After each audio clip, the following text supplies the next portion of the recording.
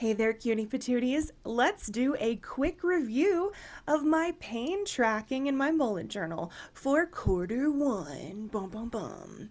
So we've got January 1st up. Take a look at that, a fully filled out chart. Oh, we love her. Now, I set up my pain charts the same way every single month. I have my Mankowski pain scale for chronic pain on the side with my little "this is fine" in the fire comic. We've got our numerical pain at the top, mood and sleep, the categories that I'm tracking based on high, mid, low, and then the symptoms that I'm just tracking the prevalence of, whether or not they happened. So let's take a closer look. As you can see, first couple weeks of January, I was fucking sick all the time.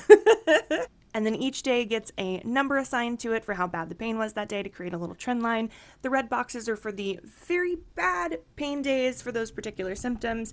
And as you can see, I'm never in the low category for any of these trend line symptoms like the fatigue, brain fog, etc.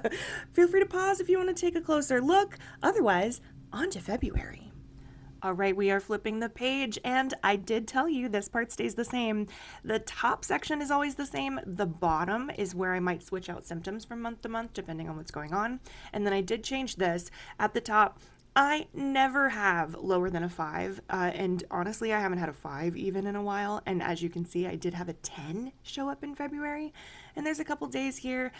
We were getting ready to move house where I just stopped tracking, and that's okay, friends, that's life.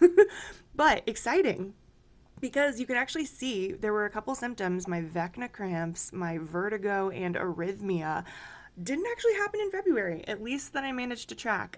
And I do have some washi tape down at the bottom because y'all don't need the specifics of that, okay? On to March, woo woo!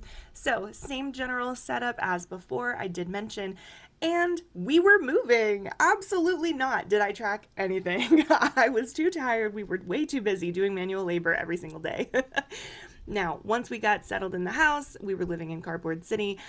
Check this out. I'm very excited that for the month of March, we didn't have any max outs, any 10s. We only had one day that got up close to a 9, but I was still categorized it as an 8. And then as you can see here, this is the whole reason I do this tracking, to see if any correlations pop up. Really high pain day correlates with high fatigue, correlates with when I had a migraine, right? It makes sense. So this is really helpful for me. I bring these to my doctors. I show them, hey, this is what's going on. The brain fog keeps me from being able to recall this information super easily. So it's why we track it. Anyway, hope you enjoyed this. And if you also track your pain, let me know what works for you. I'm super curious. Have a good day, besties. And I hope your pain level's lower than a 4.